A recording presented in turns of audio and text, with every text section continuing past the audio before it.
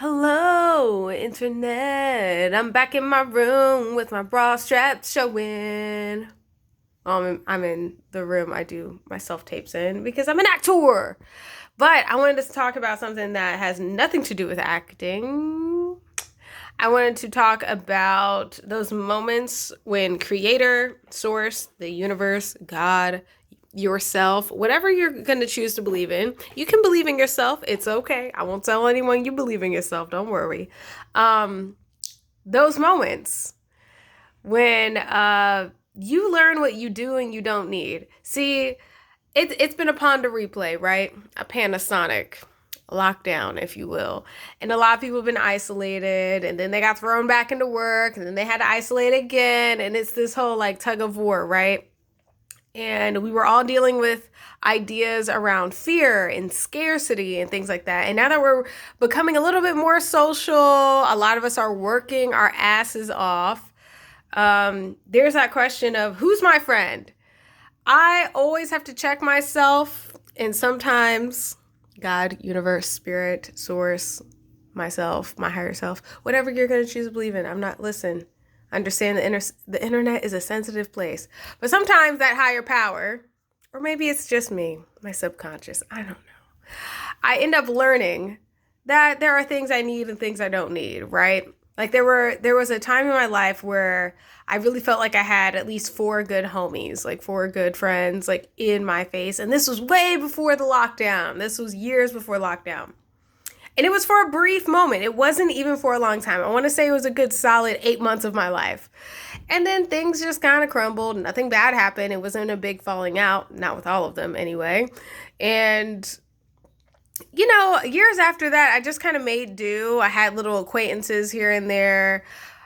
There was a chunk of time where I really wasn't getting out much. And I get accused of quote unquote not getting out much a lot. But the truth is this, a lot of people have high guards. They don't want to be approached. They don't want to be your friend.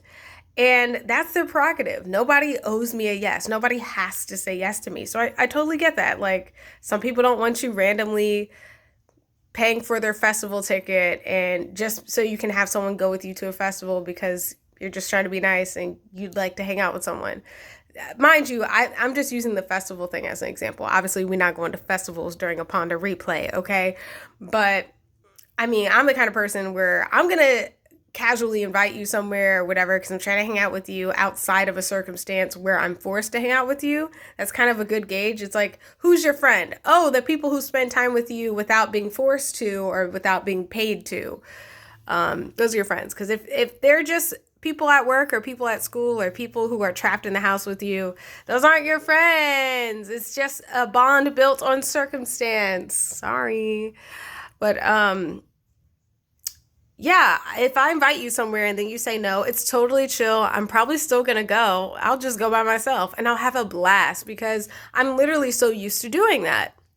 Now, there's another caveat to that when we start getting romantically involved with people. Everyone always says, I married my best friend. They're my best friend. And don't get me wrong, like I'm married and I love this person. And sometimes I say that and I feel that. But then I have to remember as much as I love this person, they're not my homie. There's certain roles in my life they're not going to want to fill. It's just going to be too much. It's too much for me to put on their plate.